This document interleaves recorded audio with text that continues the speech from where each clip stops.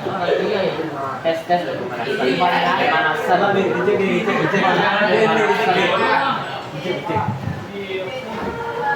Ulang li pak.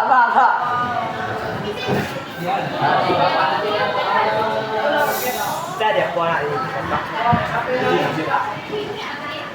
Apa nurin?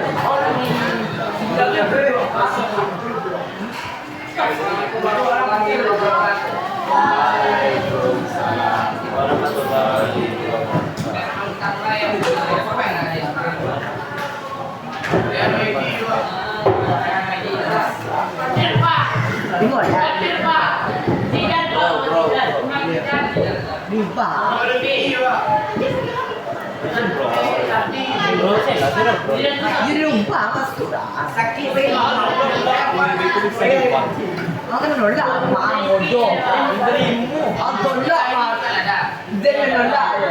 masuk.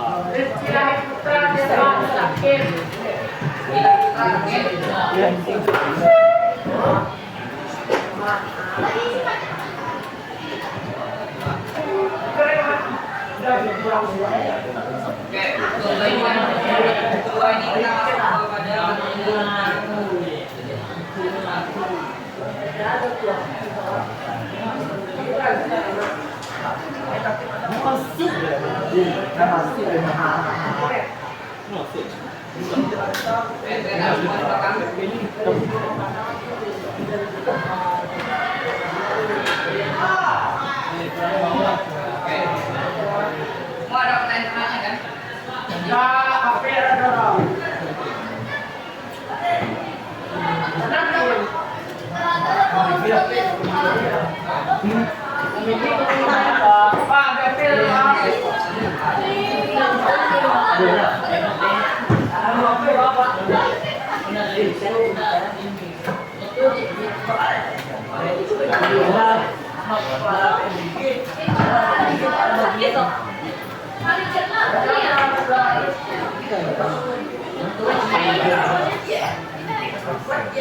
Ini tidak sapi.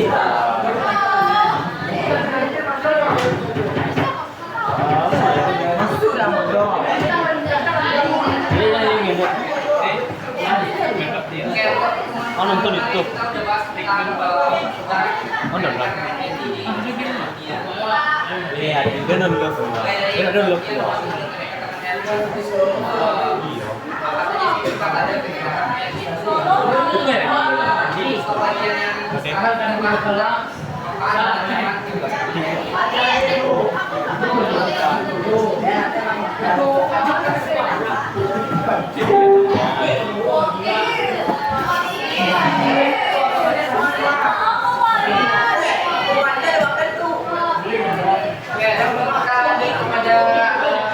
Bagian petanya bisa dibaca dulu di depan gadon. Itu banyak hasilnya.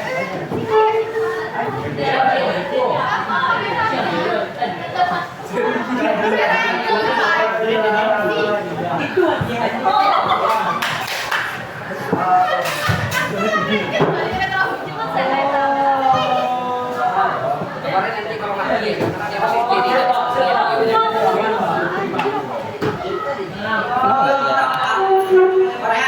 Hah?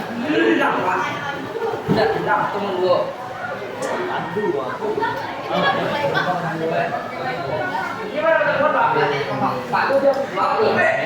Apa ya, Pak? Ayo boleh, Pak. Jumat Selasa. Yang kedua ada sebagai semangat. Kemudian yang kedua adalah sebagai pembahasan, sebagai semangat gaji, sebagai perbaikan namanya sama itu adalah berkaitan dengan perubahan iklim. Yang kedua ada prestasi masih nggak ada prestasi Pak.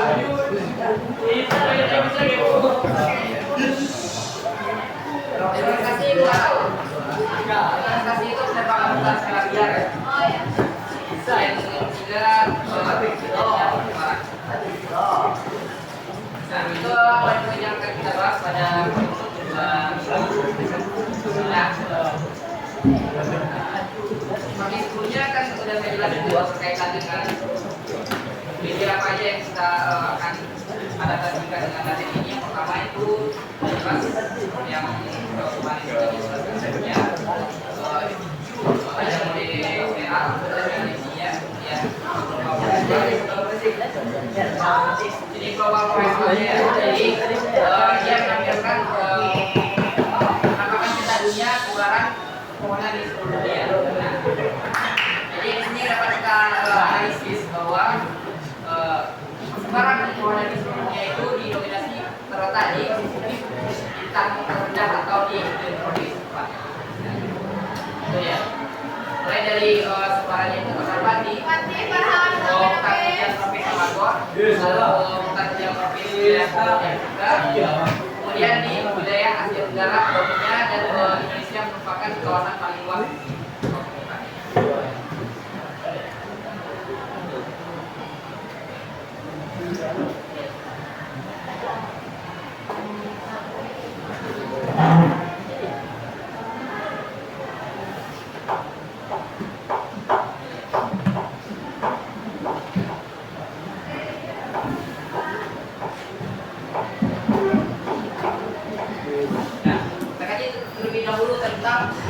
Poin yang pertama dari manfaat yang rekaman ini. Ingat, ada apa aja tadi yang 3 poin, 4 poin tadi? Sebagai sumber pangan. Nah, ini kita dulu. Oke. Sumber pangan itu akan berkaitan nantinya dengan ketahanan pangan, lalu ketersediaan pangan. Jadi. Oke, ini dulu. Nah, pangan di sini itu bukan berkaitan dengan olahan seperti bahan industri, tapi itu berkaitan dengan pemanfaatan flora dan faunanya.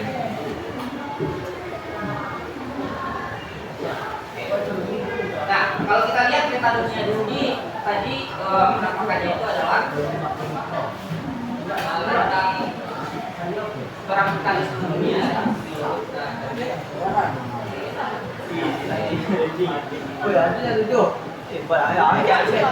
Jadi dijelaskan bahwa sebaran hutan itu didominasi di Afrika atau iklim tropis, walaupun sebenarnya juga terdampaknya di kawasan yang lebih hutan lebat di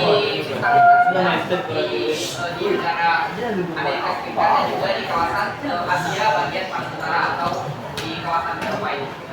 Tapi yang perusahaan yang kita bahas ini adalah di kawasan iklim tropis atau di bintang-bintang rendah.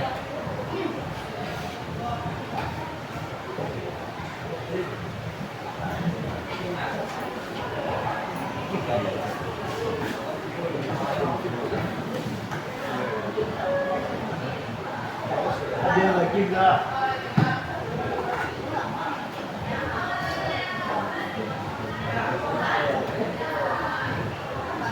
Jadi setrika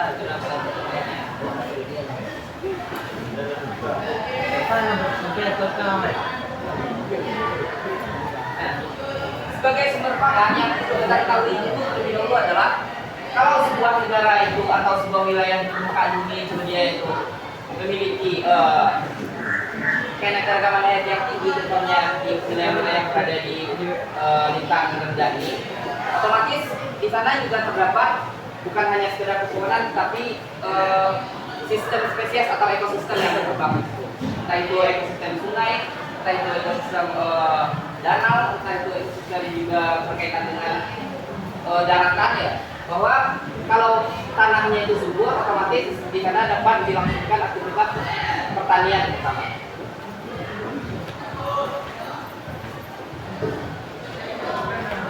Oke. Ini negara kamu. Ada umumnya. Terus ini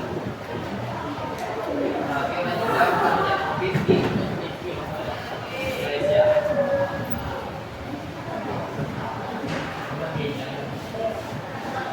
Kalau masyarakat yang berada di lintang rendah ini, dia itu makanan pokoknya apa? Apa yang membedakan kita dengan kawasan di utara dan juga di selatan? Nah, dalam hal kebutuhan pangannya.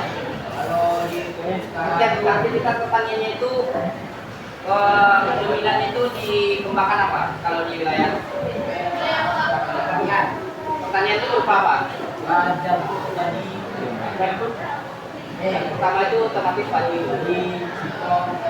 Nah, oke. Ada aja lagi yang berbahan karbohidrat gitu.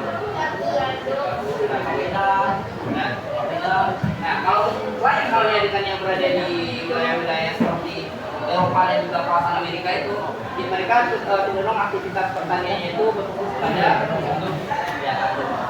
Nah, kalau kalian pernah lihat petani-petani di wilayah Eropa itu atau di wilayah Amerika Serikat itu dia tuh lebih maju dibandingkan dengan kawasan yang berada di Asia ini.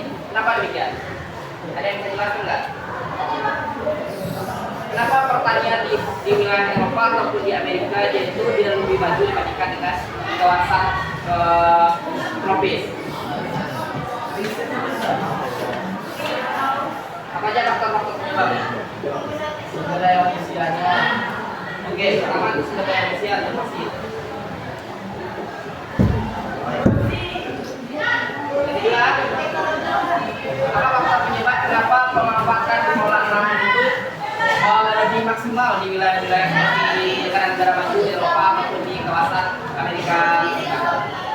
Sumber daya manusia. Kemudian yang kedua, ada yang paling mendasar juga. Yes. Yang ketiga ada apa lagi? Nah, kalau kondisi alam, kalau kita bandingkan kondisi alam harusnya negara-negara yang dengan kaya akan ada komoditi yang memiliki pribadi seperti kawasan Afrika bagian tengah, Asia bagian tenggara, dan Amerika bagian Amerika Latin ya. Harusnya dengan kondisi tanah yang subur, kemudian pasokan air yang cukup, drainase dari sungai yang memadai, harusnya kan pertaniannya itu lebih maju dan lebih berkembang. Tapi kalau kita bandingkan dengan wilayah-wilayah seperti di kawasan Eropa ini, memang sih terdapat beberapa hutan hujan di kawasan ini. Ya. Ini yang paling dominan di Eropa bagian apa ini? Eropa bagian barat. Nah, kayak kita lihat di Inggris, Spanyol, di wilayah Prancis, kemudian Jerman, apalagi mereka itu punya kawasan yang sebenarnya sempit ya. Secara luas wilayah dia itu tidak seluas bagian-bagian di negara kita. Akan tetapi dalam sistem pengelolaan lahannya itu dia itu lebih maksimal karena didukung oleh dua faktor yang utama ini, sumber daya manusia dan juga teknologi. Nah, sedangkan wilayah-wilayah yang berada di lintang rendah ini, mereka punya wilayah yang luas, subur lagi. Kemudian didukung juga oleh sistem aliran sungai yang kompleks lagi. Artinya pada umumnya wilayah-wilayah yang berada di lintang rendah itu dia itu punya sungai-sungai besar yang dapat mendukung aktivitas pertanian di kawasan tersebut. Nah, lain halnya dengan yang berada di kawasan Eropa itu, mereka itu mengembangkan aktivitas pertaniannya itu dengan memanfaatkan teknologi dengan luas lahan yang sangat terbatas, tapi dia mampu menghasilkan hasil pertanian yang jauh lebih besar dibandingkan dengan negara Indonesia. Ada satu fenomena yang berbeda. Coba dibuka kalau mau dilihat lebih dekat tentang kawasan peta perputaran program tadi. Akses saja di global. Ini adalah Good.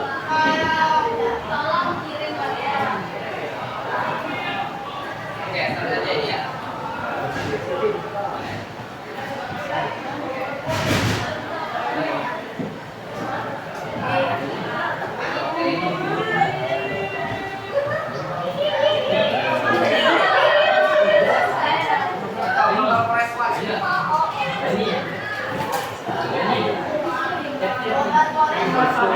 Ya,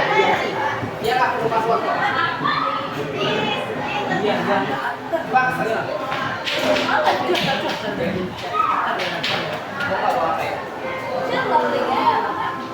Oh, nama kopi bang. Nanti kalau videonya jadi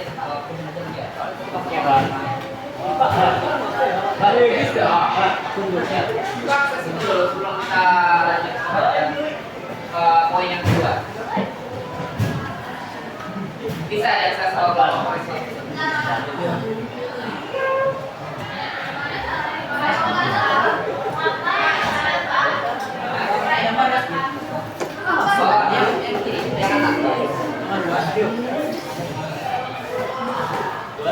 yang data explorer ya.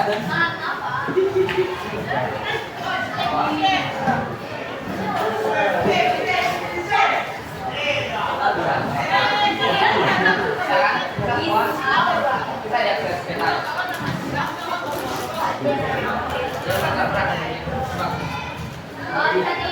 Nah, itu tadi adalah satu yang pertama itu adalah manfaat tenaga kamera itu sebagai sumber pangan.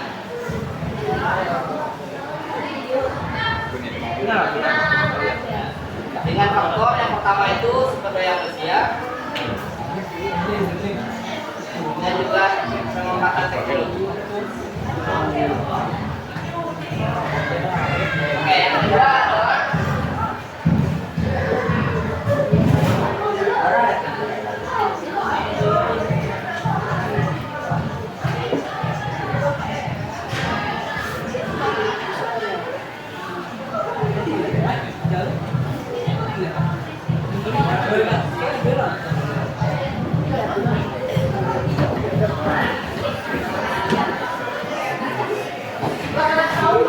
nah, selain pepohonan yang disediakan sudah ada